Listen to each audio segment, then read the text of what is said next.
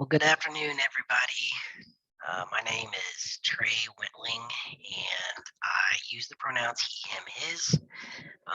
Currently, have the privilege of being an assistant professor at the University of Colorado Springs, and I teach in the Women's and Ethnic Studies program.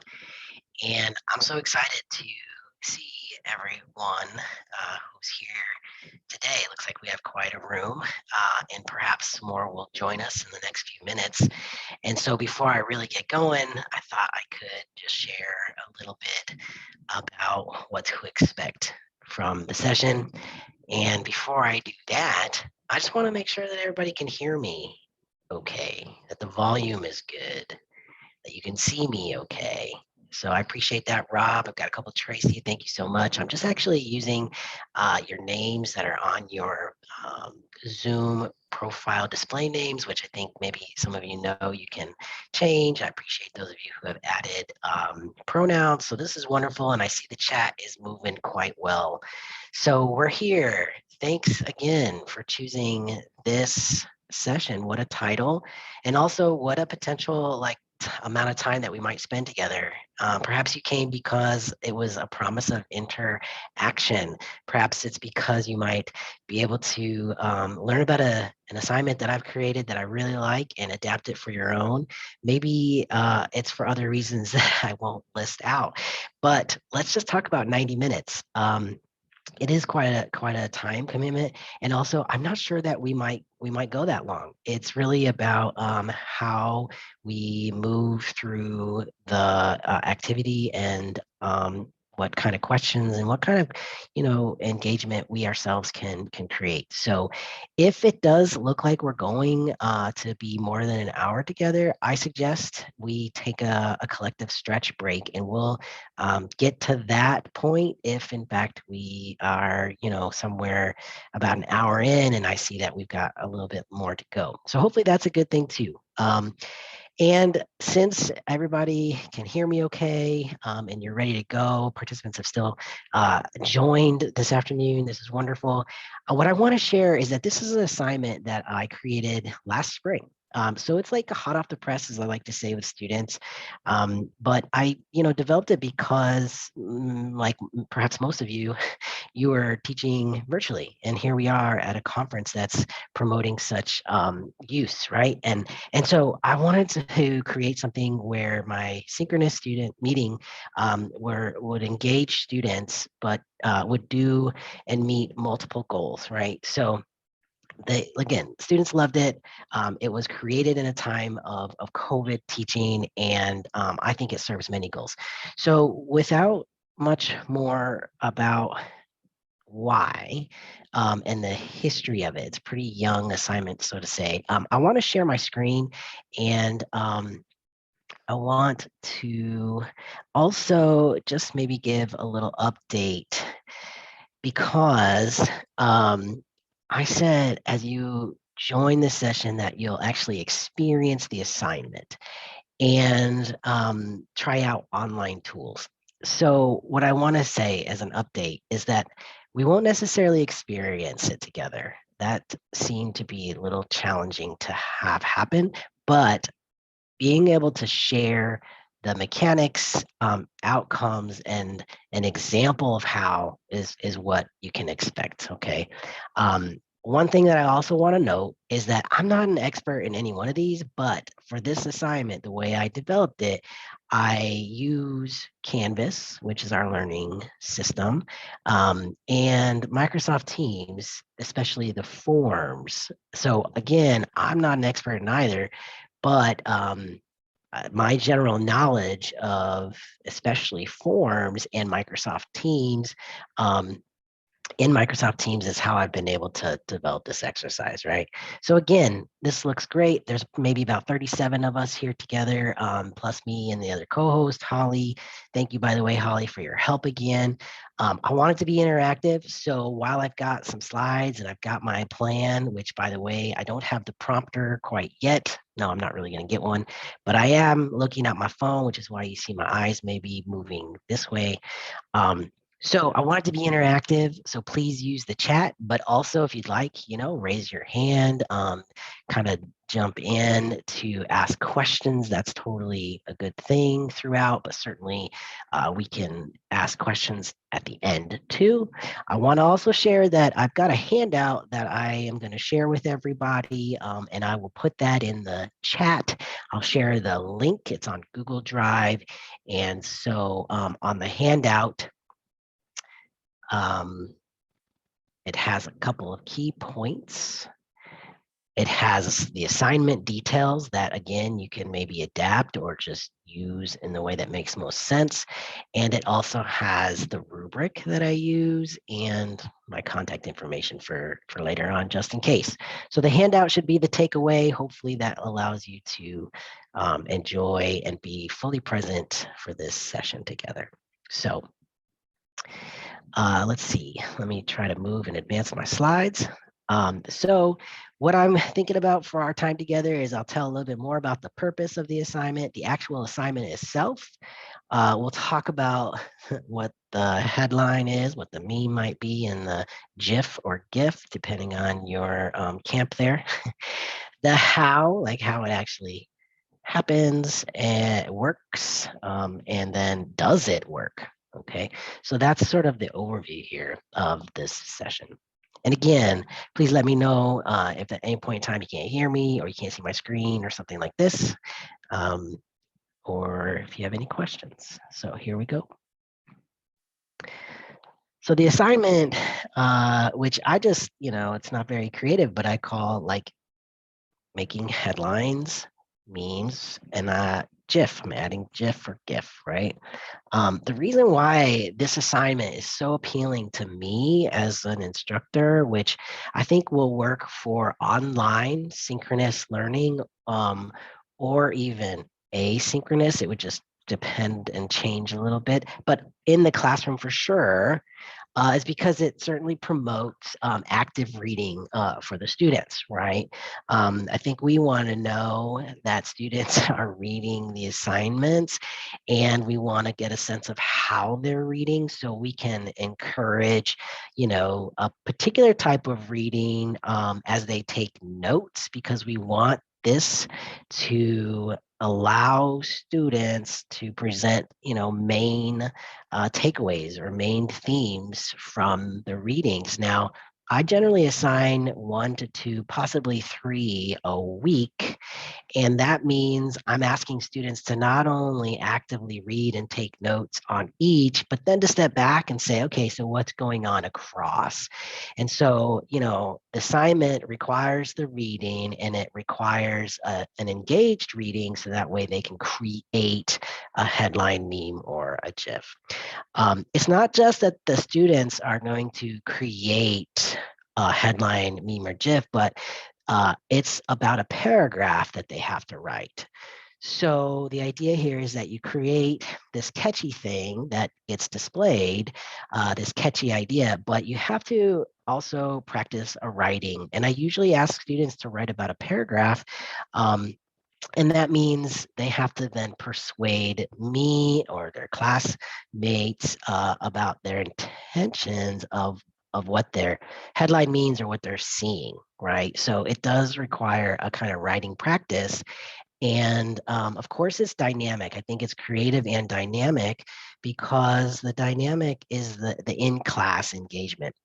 It's something that they get to see when we're together in class. They see headlines, they see the memes or the GIFs. This is something that again is going to be added this year, and it's something then they respond to or choose to talk more about. And I'll say more about that in a little bit, right? So it's something creative, and then it creates an in-class dynamic, engaging opportunity for the students. And by the way, this is something that they choose which headlines or memes or in-time GIFs to talk about in a pretty anonymous way. So that's an important thing. The assignment also inspires a kind of oral presentation, but it's a low stakes oral presentation, right? Because let's say you've created a headline, it gets chosen by the students in class, and then it's yours. So you get to talk a little bit more. Again, you're given the opportunity in a low stakes way to talk about this assignment and what you've created, to say, hey, this is what I intended, right? And then we continue to discuss that based on what the student offers us, right?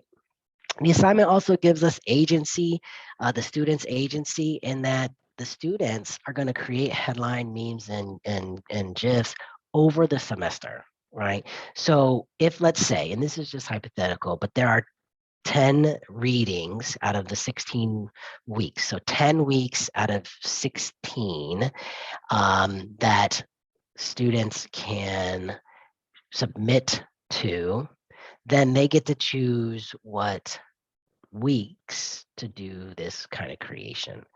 And that also is about choosing your work schedule, kind of, right?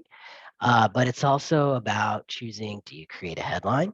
Do you create a meme? Or do you take even more of a risk to create this GIF, right? So the students have choice, not just the what, but also the when. So that's a big thing. And then in the end, this is sort of the take home at the end of the semester or the end of the class, after you've created a number and you've had the time to discuss and you're really thinking, I think this assignment allows us to ask the question, how are you contributing to digital life? How are you thinking about the very thing that you might take for granted often, which is in your hands? What I'm doing is like swiping on the phone. So it's about like, how are you thinking as you're doing, and how can you contribute? So that's sort of the overall philosophy of the assignment. And we're going to go into, again, the what and the how, and offer any examples. But as you're thinking about these, ask any questions that come up. I'm going to just check the chat here. Yeah. So this is the question. Laura asked, what class or classes do you do this in? And Catherine's asking, how many do they create? So I will answer Laura's first, and that is to say that the class that I use this in, again, I'm a women's and ethnic studies professor. So I'm trained in sociology, but I bring both social science and humanities together. And this class is the one that I designed this in is a transgender studies, but I just call it trans studies class. But I teach a media and consumption class also, and I think that both of these sort of make sense, right? But again, depends on how you want to get creative with your content. So any, I think, course could work if you have a reading, right? If you have readings that are presenting ideas, and you want students to be actively engaged in that reading and then bring their reading to class to discuss. So on the one hand, it's about the content of the class perhaps, but it's also about how are you designing the class. Even though today might seem like it's a lot of talking towards or lecturing, I like to be very discussion based and focused, right? So then the question I think Catherine asked is about the number.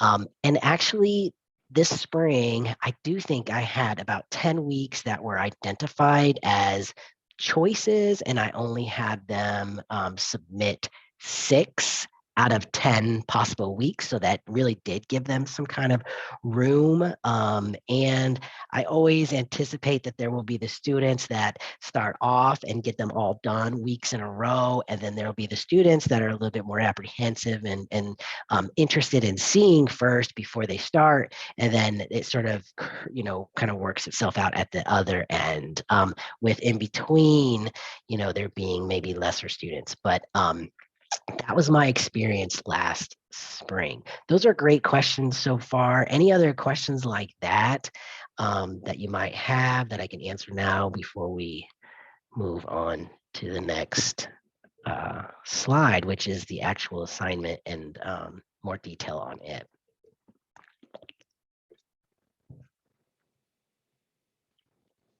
Class size, great question, Rob.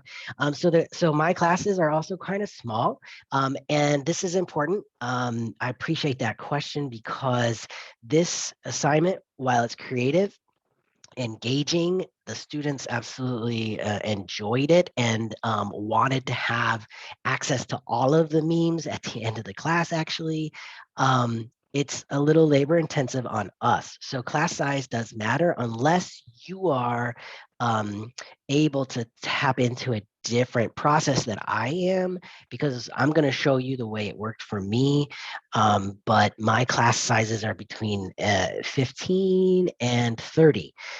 So again, thinking about the kind of curve, like how many students are going to do it at once, which is a guesstimate for me, it does take a little bit of time on the setup, which I'll talk a little bit more about.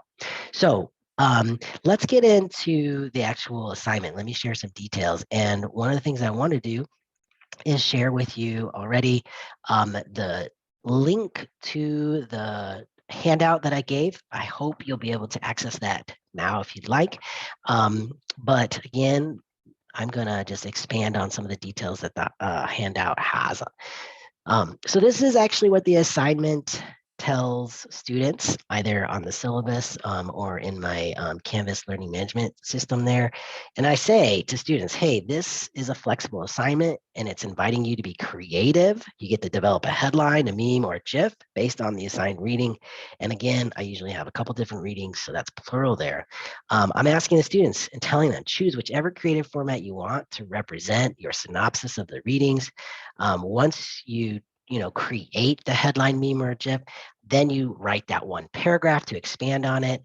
I tell them the accompanying paragraph should be tied to the assigned readings, and in-text citations for specific and or broad concepts are great illustrations for that. So it's also, again, that kind of practice of writing. You can be as formal as you'd like in that, or a little less formal. Maybe I talk about breadcrumbs a lot, so even ideas that don't require quotations, leaving the quote unquote breadcrumb of the page number, it helps them then keep track of where the idea came from specifically, even if it's a broad concept. I give them a hint, right? This is that active writing part. Take notes on the main themes of each article and consider the common threads across the readings. Okay, so here's that question that was posed earlier. Like, I'm asking you to create 6. I found that it's very important to be explicit with students about that. You can't just, and it's not about creating a headline, meme, and a GIF all at once, right? Some students were trying to do all of them in one submission, but it's really you choose one and you submit that one for the week, and it's about 6 weeks then, in my case, for total number, right? Again, I emphasize a couple of things as they read this requirement on the first day, and as we talk about it over the first couple of times, because we're practicing, we're a learning community, and we have to continue to talk about it a little bit. It's flexible, is the agency, super creative, one format per submission. And then some students I found forgot to write the paragraph, and that's important, of course. That's the component that allows them to think in writing. And I encourage them to try all 3. They have 6, in this case, they have 6 different weeks to do it. So why not try any of them? Try all of them. And also, this is really important. On the handout, if you were able to get to it and you're looking at it already, and if not, no problem, because you can get it afterwards. But on the handout, I give a little bit more detail, and that is to give students a what to submit, because you have to imagine they're creating for the headline, that's a text, and that's easy to create, a title, so to speak, right? The headline and then your paragraph. But for those who are, using and creating a meme, then they have to bring in the accompanying text, and some students would submit, you know, a JPEG or something, and then a separate doc file. I was open. It didn't matter if they did 2 separate submissions or if they combined it in one. What is most important is that you have access to be able to copy and upload it elsewhere. Okay. So I tell students what to submit. I also tell students what to expect. And the expectation there is that they submit it to me or to you privately, but then they become anonymized, their headlines, memes, or GIFs, and they get presented to the whole class. And this is what's exciting about the like doing something, the creative doing, and the in class is that the students must be prepared to see their headline, meme, or GIF. And if their creation is selected, then this is where they get to do the low stakes oral presentation because they don't know it until they're in the class, right? So they have to be prepared to be selected. And if they're selected, then, you know, you want to be able to speak back and speak on it, back to it and speak about it. So the other thing that I do is give students, you know, some ideas about what a headline is, what the meme is, and what the GIF is. And we'll do that together too, right? So last thing, and this is also something that I share transparently, is the rubric, of course. And again, anything that I'm sharing, you can take and adapt or take and expand. So the rubric, you know, is there. It worked for me last spring, but it might be something that you want to also use and update as needed. So that's sort of the mechanics of the assignment itself. Are there any questions about the assignment? Okay, that's wonderful. Catherine, thanks so much for that feedback.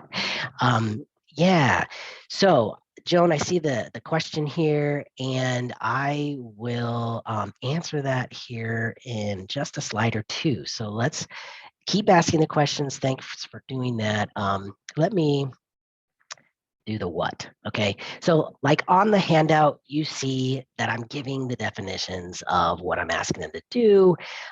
You know, sometimes it's even like sharing pronouns. When I ask students to do that, there's a question, well, what do you mean about pronoun? And it's the same for a headline, meme, and GIF, right? So let's just make it plain. Everybody knows headline, words set at the head of a passage or page to introduce or categorize.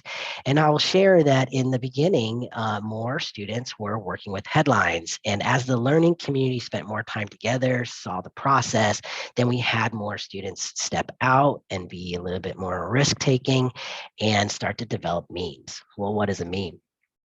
It's an element of culture or a system of behavior that can be passed from one individual to another, especially by imitation. So it can be a performance, it can be something that's flat, it can be something that's moving. Merriam-Webster tells us it's an idea, behavior, style, usage that spreads from person to person. Okay, so it can be amusing.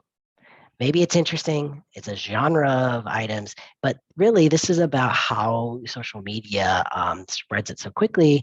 And I think, you know, when I was writing the description for this, I was thinking about what you receive often and what we look at, right? And what we think is funny or grabs our attention. And just because of the time, I thought, well, maybe I can share a couple of memes that came across my feed over the last year, not from the students, but that you all might find funny. And this is this like category one, right? We've got the PhD, and I'm gonna put quotes here, freshman, right? You might change that or might think about it as first year. You've got the PhD candidate kitten there, like so tired on the keyboard. You've got the postdoc, assistant professor. You see it, right? It's maybe funny. Maybe some of you have already seen it, but maybe some of you aren't actually interested in cats, right? So that's a point, and we want to kind of think about what culture, what context, and what individuals have to do with reading memes like this, or reading memes like this. Uh, we've got teachers keeping students engaged during a virtual lesson here, supposedly on the left, this, pink boas, these feathers, these really like, I don't know, maybe Elton John like performance here. Their spouse sitting nearby, also working from home. I love so much that on the left, this person is fairly gender ambiguous. The language spouse is also ambiguous, right? So again, what we're trying to do is get to a few things. One, how the students are reading, but two, like, what is this other discourse that's happening around here? Yes, exactly. Funny, engaging, can provoke discussions. And that's what we are hoping the students do in their creation. Thanks so much for that comment. And you know what? Sometimes it's not just about amusing and fun, but it's about trying to raise awareness. This is something that came across, again, my screen this last year. And not only were we in a global pandemic with COVID-19, but also Black Lives Matter was re-inspired and in the streets, right? So here's a meme that it is asking us to think, right? It's not just about the funny. And so, well, I'm going to say that this assignment allows us to do a type of discursive analysis at the same time that they're creating and at the same time that they're creating based on their reading. And so it's a lot going on, but I think that there's great value in this assignment, which is why I'm here and you're here. So thanks again for joining me.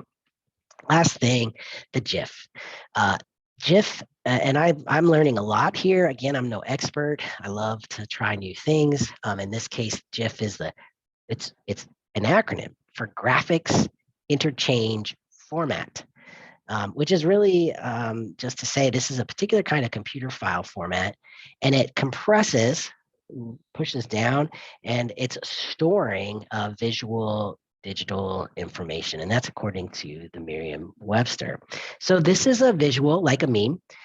One difference, and it's not only, but that, and in fact, it's not always the difference, right? Because a meme can be moving as well, but it's about the GIF having the format of being able to move, right? So again, no expert on memes and GIFs. I think there's some overlap, but for sure, this is a moving file. This is a moving visual.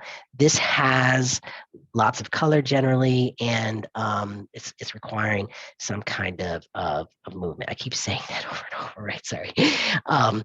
And so because it's a moving image, there's a couple of things to caveat here. First, we want to make sure that if a student's creating the GIF, they're well aware of their learning accommodations and needs, okay? But if a GIF comes in to us, and this is hypothetical because I haven't done it, but I think it's possible, and I believe some of y'all out here can make it work, is that we have to ensure that our learning community is able to receive it in the classroom when it's shared for voting, right? So it has to be something that doesn't cause any unintentional harm to our students with hypersensitivity or an accidental, sometimes you see those points about moving images creating sometimes stroke, right? Now, I'm not sure that you'll see a lot of these, but it's just something to be aware of, that learning accommodations require us to be, cognizant of sharing material like this, right? The other thing that's important about the GIFs, whereas I shared earlier, Canvas, our learning management system, allows students to upload a Word document and then also upload a JPEG or some other file format like that for a picture or an image.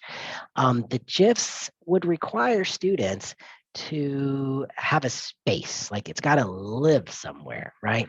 So a student can in fact maybe create an Instagram that's specific for the class, or perhaps Facebook, or even Pinterest, Twitter, Tumblr, Reddit, you name it. Perhaps they have their own personal webpage or want to. The other thing that this assignment allows us to do is give students that push if they need, or even support what they're already doing, because they are technologically and web-based. They have things going on, right? So the point is that if students are going to develop GIFs, it has to live somewhere. And what I imagine that they would submit is the web link. So that way you can see it, you can access it, and so can students in the class live, right? So again, I have more of the experience with the headlines and memes, and that's what I'm going to continue to talk more about, because this year, this fall, will be the first time I get to offer the GIF as an option. And like we normally do, we learn so much from our students, and this is something I'll be able to give an update on the next time, but not quite yet. So check out this next caveat. And I think this gets to the question asked earlier about Canva, for example, or even that other link to Jiffy as web sources.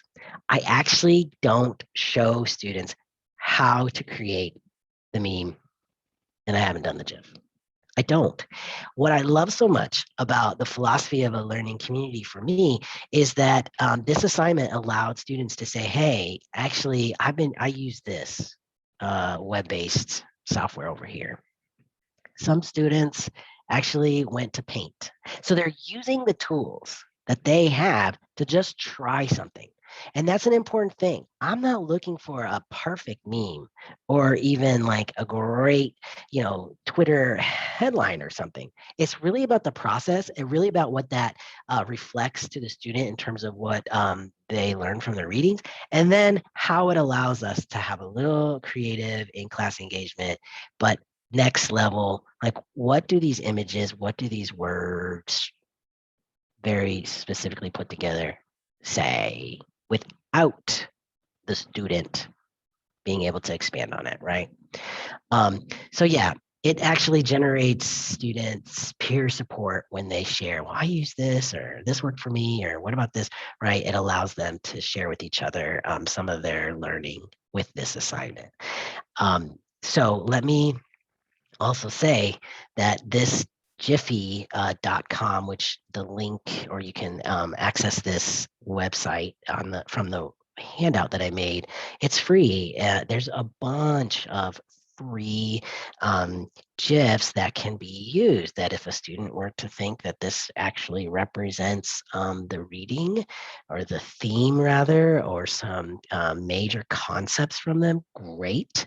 It has a huge library, but it's also something that they can create on their own. They don't need this website necessarily, but it's just, hey, here's something to look at, to be inspired by if you want to try this, okay? I don't give, again, any teaching technique or tool about that. Same with Canva.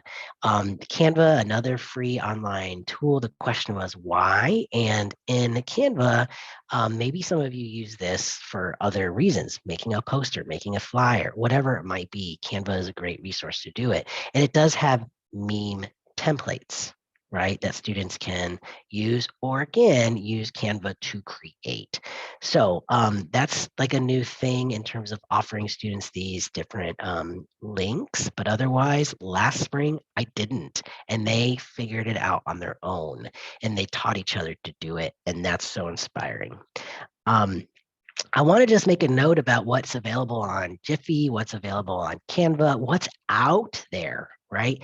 The idea is that because these already are located in a very specific cultural context, positionality matters in terms of the who is seeing and the who is using to create.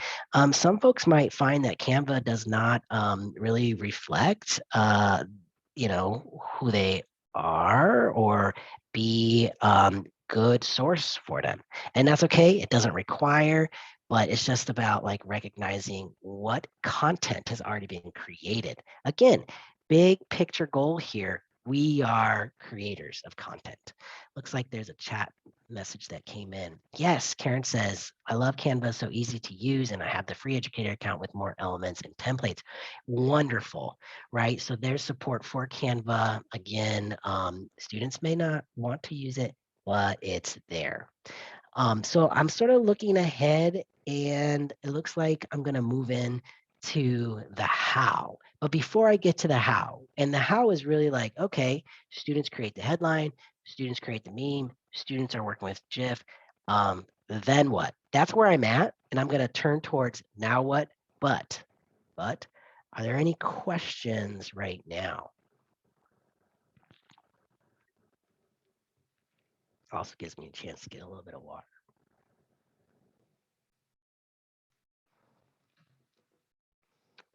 Okay. Well, hopefully everybody's doing all right still, and we are moving along. So, like I said, they submit their assignment into Canvas, and now it's like, how do we get to the next point? No questions yet. Thank you so much, Heather, for that. I appreciate it. You never know, you know. Um, also, feedback is always great, especially positive and affirming. Thank you. So the how. From Canvas, like I said, I go to Microsoft Forms.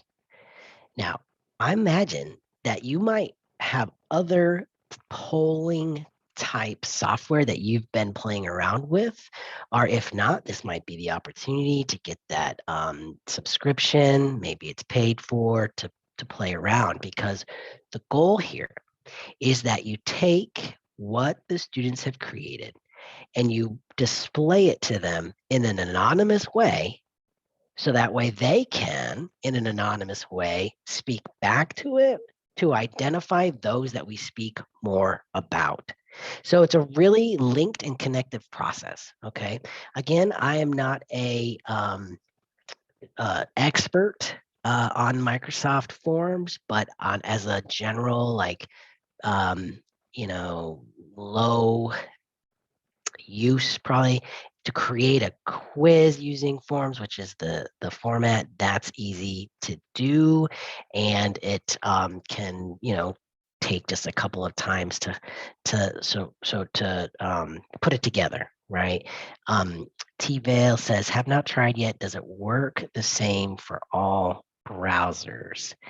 Now, this is where technology comes in, and I'm going to ask folks to help me here. Microsoft Teams or Microsoft Forms, rather, is what you're asking about. Is that true, T-Vale? Canva. Okay, Canva. And the browsers are then things like Internet Explorer, Chrome, those things, right? Yes. Okay. So maybe, is there anybody in the room who has used Canva with different browsers? I use the Chrome. Is there anybody else that has used Canva using a different browser? Karen says, yes, basically. Canva can be used on different browsers. Wonderful. Firefox, thanks, Linda. Safari added there. Great. Thank you all for collaborating here. Works great on all. Wonderful. Thank you. I think that's Holly there. Appreciate y'all. And then Thomas Anthony asks, can we use Google Forms? Let me just clarify to make sure I understand. So I'm using Forms to create a poll like that I can have a link to share with the students. So can Google Forms, one, receive images, two, create the same type of link that will anonymize users? And I think that's the answer, right? So to answer to Thomas' question, Google Forms will do this, Joyce says. Linda says too, right? So yeah, any software that allows you to create a poll, but the poll has to have images in them, because that's, of course, what the students end up really enjoying in terms of making and reacting to and using to discuss. So Joy says, but I'm not sure about adding images. So this is a moment to just play and expand a little bit, but thank you for the questions because that's something that I can continue to research myself and learn also. Okay, so we're going from their submission to creating, and again, I use the forms. It's easier for me to use this polling type software. And actually what I'm showing you now is an example of how the form or the poll looked with students' headlines. And this is actually from week 2. I started this right away. And there were about 7 students who submitted headlines. And in the Microsoft Forms, I just gave them the direction, like, so select 3 headlines you want to talk about. And you can create that STEM question however you want, of course, whatever seems inviting or however many you want to focus on. And then I just listed, as you can see, the headlines that all of the students submitted. Now, I did not, of course, do anything with their written paragraphs. That's just for me. But this is what the students' first question on the Google form saw. This is what they saw. This is what they had to respond to. Okay. And I just want to tell you, there were 18 students in class that day, and all 18 were participating. And the whole poll, the whole quiz, took about 1 minute and 17 seconds. Okay, so it was a very quick turnaround. And it's, if you look at these headlines, well, they're pretty great for one, right? You can imagine week 2, it's like, let's talk about terms, right? Let's talk about definitions of sex, gender, sexuality.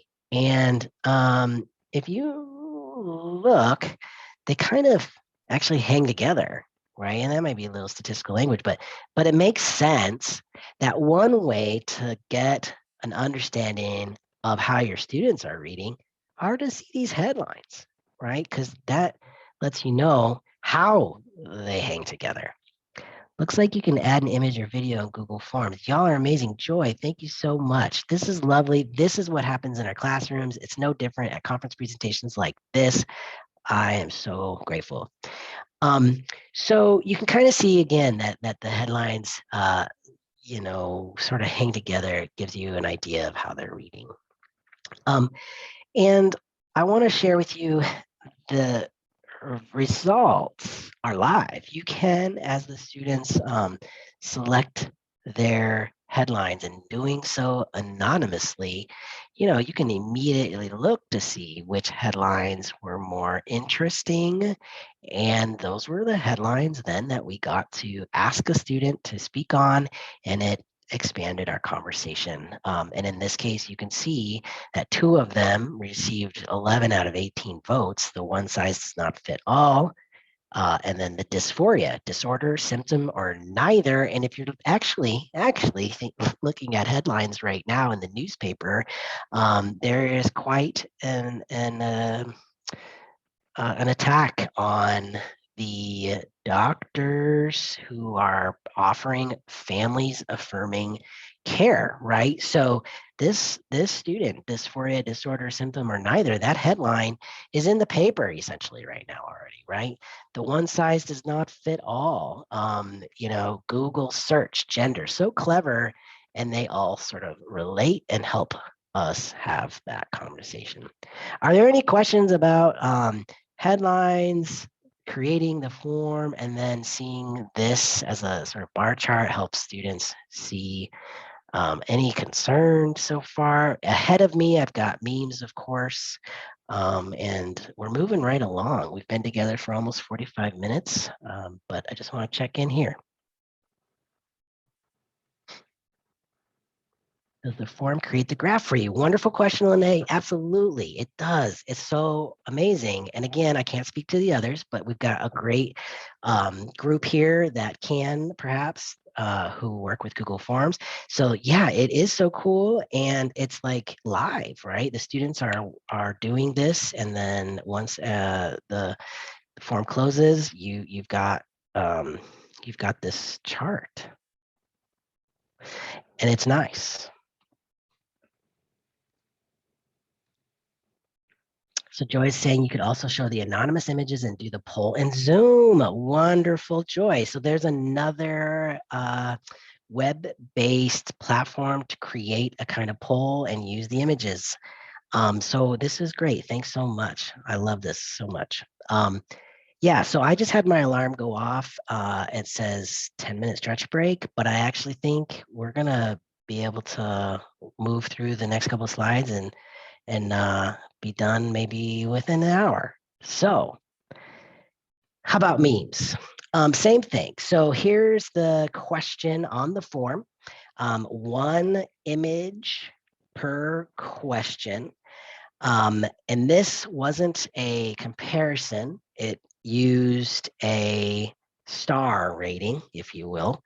And so students use the stars to vote. And in time, I actually started using the star rating for the headlines too. It didn't give me that cool graph, but it may have had a different impact on the students seeing, because I can imagine, maybe somebody here today is thinking about the impact of the kind of voting.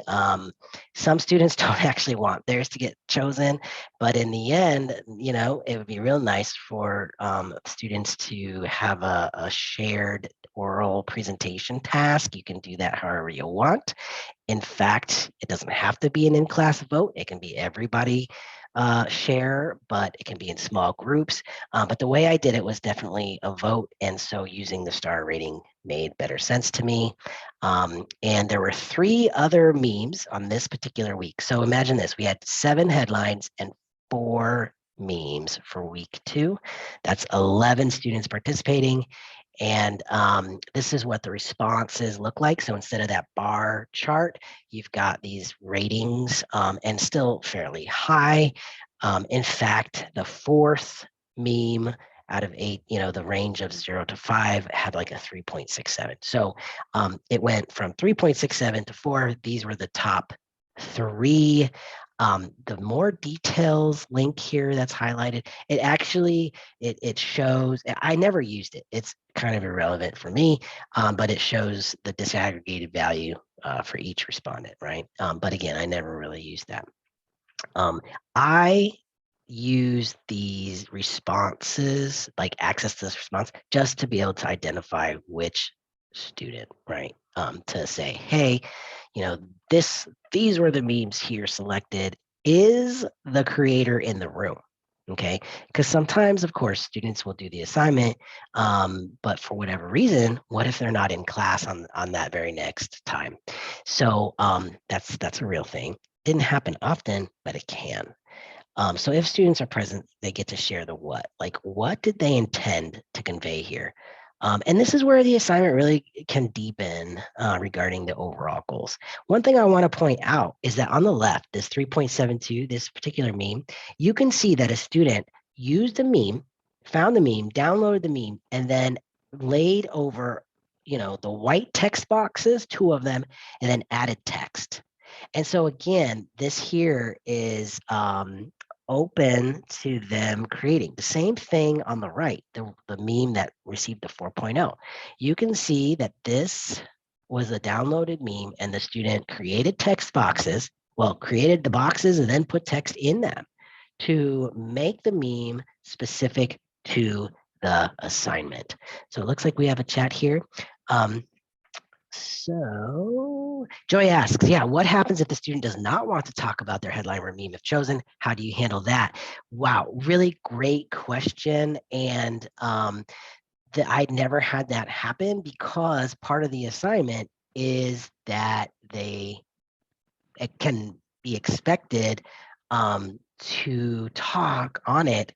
And because it's really a low stakes, more creative, I emphasize the creative, it's that the students were really interested and willing to talk. So Joy, I didn't have the experience. most of the students, in fact, were there on the days and they spoke a little. I don't like make it so formal in terms of time or whatever. It's really just like, well, what did you mean to convey by this? And from there, it actually engages other students, right? So good question. And also we'll have to kind of check in on that. Aziz, maybe you have the same question that Holly, even though it is anonymous, do you ever worry about the students' morale if they see that their meme got a low rating? Yes, exactly. So that's something why I moved from the bar to the star rating. But again, they were pretty high ratings in general. I think this is a relative question. And again, it's about how are we approaching the dynamic of the assignment, the purpose of it. And it can be, again, that you move towards using small groups where every student just talks and does not rate. I did not have students you know say in any kind of way, nor did I experience the energy or the environment, even online, of students whose ranking wasn't quote unquote high or something, stop engaging or not participate. One, you're making me think about doing a sort of analysis of the students themselves. Because remember, you want to encourage the students to create all of that's possible. So like the headline, the meme, and the GIF, if the GIF makes sense to use for you. So the question that you're asking me to really think about is maybe I follow a student to see how they do over the semester, how they are rated, so to speak, and if that changes at all. I think that would be your most, kind of researched response there. But I have not had that. I did not have that experience with an impact. But again, it's worth checking in. I do a lot of check-ins with the students every couple of weeks. How are things going? What do you think about the assignment? And they raved about this assignment, even if it does have, the kind of work time that you need to put in there, or even the potential concern of impact. But I think it's good to be thinking about and seeing how the learning community goes, how they respond. So great questions. I appreciate them all. Any other thoughts? So Lene said, did you have the same student who had the highest ratings? So for example, one student is more creative than others, so theirs gets picked often. Okay, so Lene is bringing up a great point too. You're in charge here in terms of if you want to say you'll randomly pick students, right? Remove the ratings part, because I've been thinking about this, right? Because I love this assignment, and I think there's lots of ways to spin it. So there's lots of ways to adapt it. So let's say you are concerned that a student who's more creative with words or these images, and you think that they're going to get chosen often, and there's that repeat, you can totally change it and just say you're gonna do a random draw, and really all of your students get the opportunity to do this. So they're still submitting all of them, but each week it's 5 students, and the next week 5 students change, right? So there's not that rating. However, you get to see everybody. I mean, so you can change it up. However, to answer your question, Lene, I never did see that. Students one week might have a good go, but then their next one does not evoke the same. So, but again, this is about, studying my own students and their responses to be able to see 6 weeks, but really six submissions, 10 weeks total. And I had students every single time, right? There was never a week that was an option for students to select that there wasn't a headline or a meme that came in. So again, that kind of variability of like students' agency choosing when allows some of that to not just by chance, but also by who's in the submission group that week, will they get seen and therefore potentially a high rating. These are great.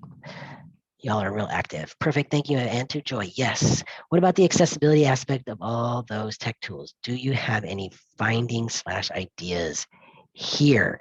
So this is perhaps where an active discussion with students is important, because you can see in these 3 memes alone, there's differences here in terms of text. The left one, the one that's created, that the student put those 2 white text boxes in real big sex and gender text, versus the middle meme where the student wrote over in a white font how society views and defines transition, and underneath there the other Elmo trans folks, very small, really difficult to read, right? So I think you're raising a very important point about how to coach. So while, Aziz, thank you for asking that question. So while I don't necessarily show, after you do the first one, I don't think it's a bad idea to talk about the creation, talk about accessibility. Again, if one of the major overarching goals of this assignment is about creating digital content as everyday users, then this question about creating content for everybody is important. So that's my thought and response regarding it. Really appreciate that. Wonderful, Dan. Thanks for that. Yes, absolutely, Aziz. I mean, these are great. I think we got a great group here. So can a reader be used with these? Can they create it so that there is alternative text? Joy, I don't have a response. I don't know about that. Okay, so also good question. And Holly, I wonder if I'll be able to get a transcript of the chat, because there's such great feedback in the form of question and interest. So Holly, that's a question for you, because I'd hate to lose these questions. So Joy, that's like maybe a tag team. We'll have to figure out how that could work. Wonderful. Any other questions before we go to the deepening overall goals for this assignment?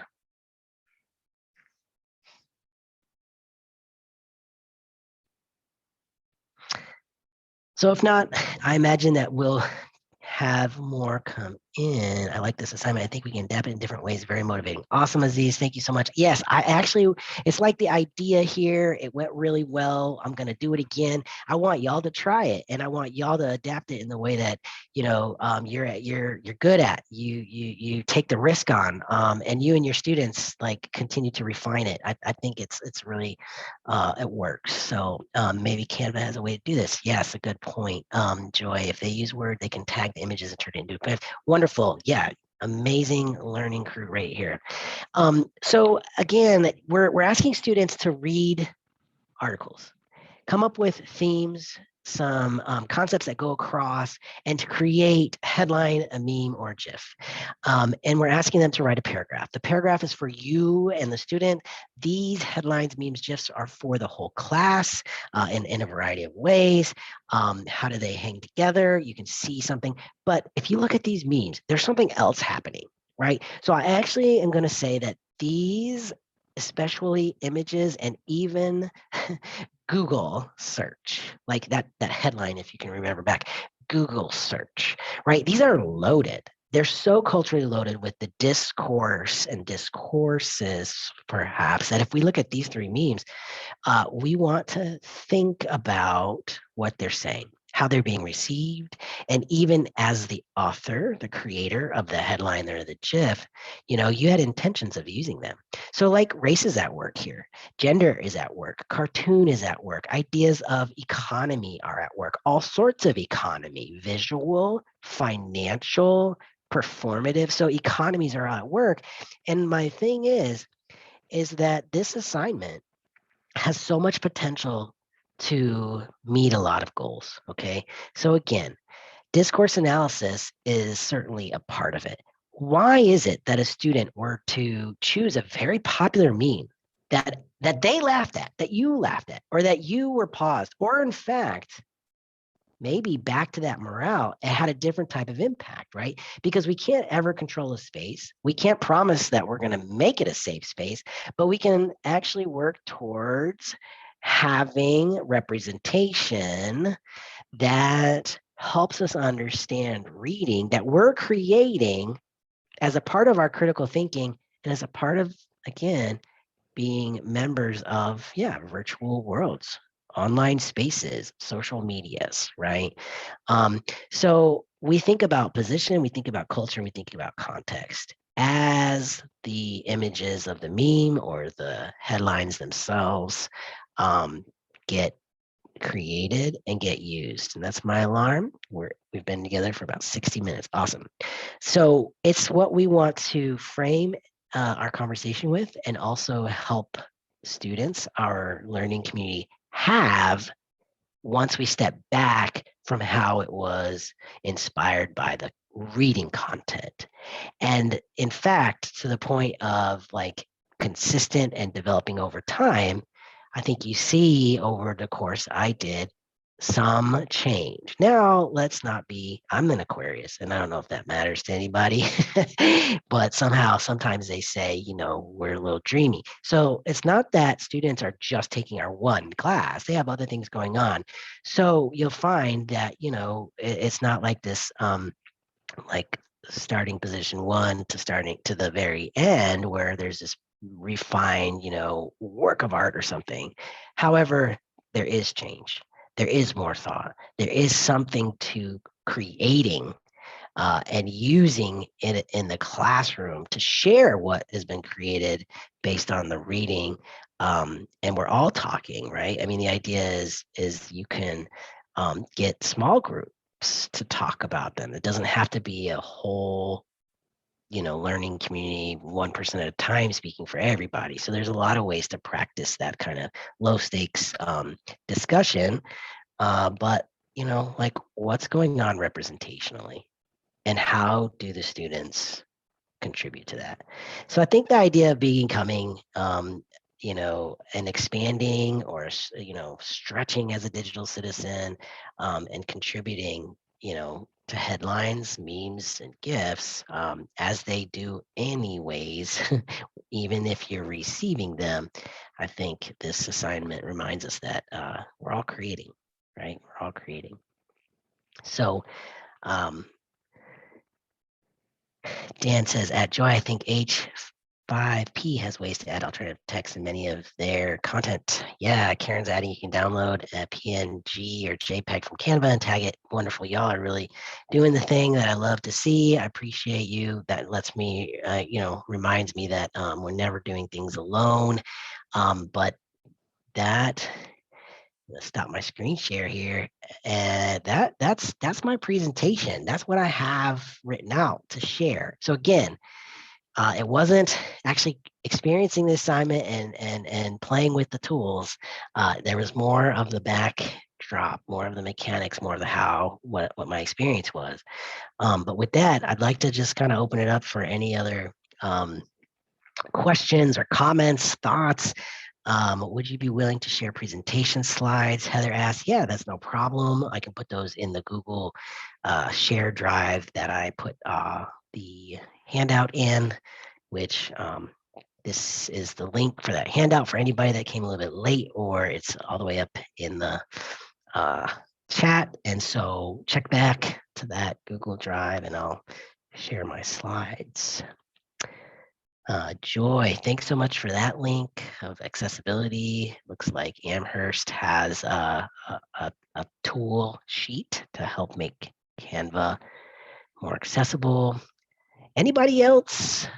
It's amazing. We stayed together almost this whole time. People have been leaving for a variety of reasons, but it looks like the crew is still here. Yeah, Joy, no problem. Appreciate that feedback there. I really loved it. And the students, again, they wanted to have some kind of like class archive of it, right? So that's something to think about too as you develop and move forward. But otherwise, again, I don't have anything. I'm happy to hang around and talk. But Otherwise, you take good care and have a good start to your fall semester. If you haven't already, maybe take another couple days to relax if that's a possibility. Thomas, I really like the recursive nature. Not only offers many opportunities. Yes, thank you so much for that. Oh, Heather, appreciate that. Joan, you're asking about the accessibility of Jiffy.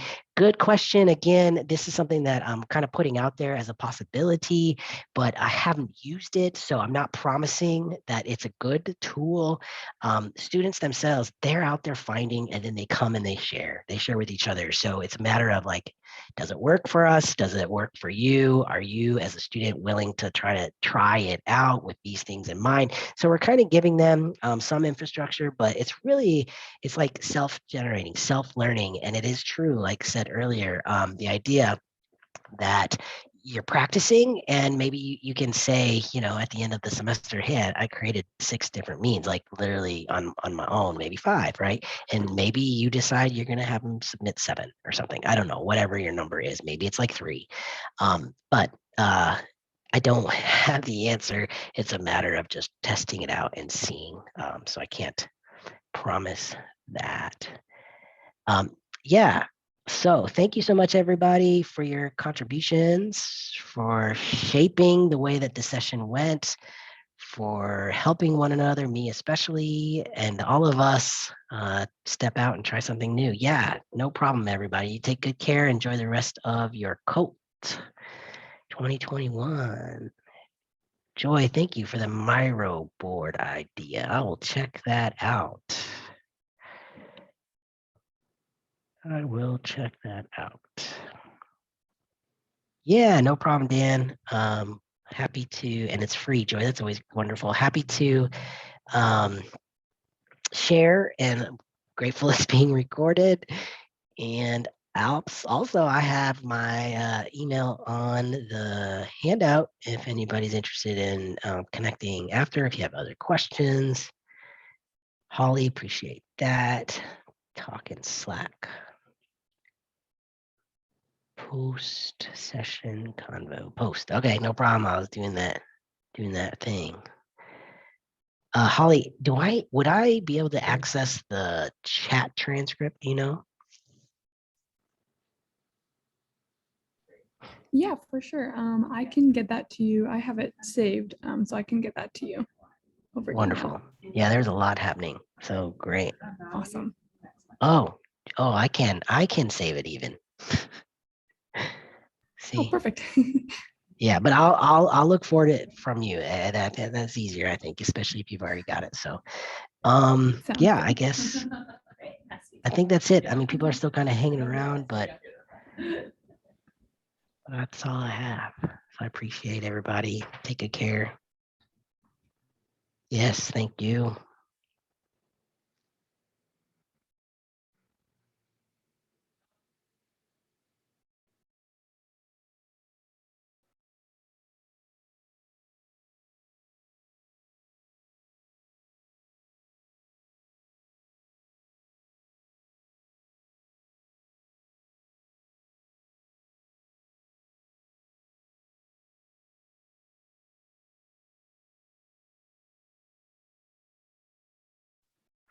Sounds great.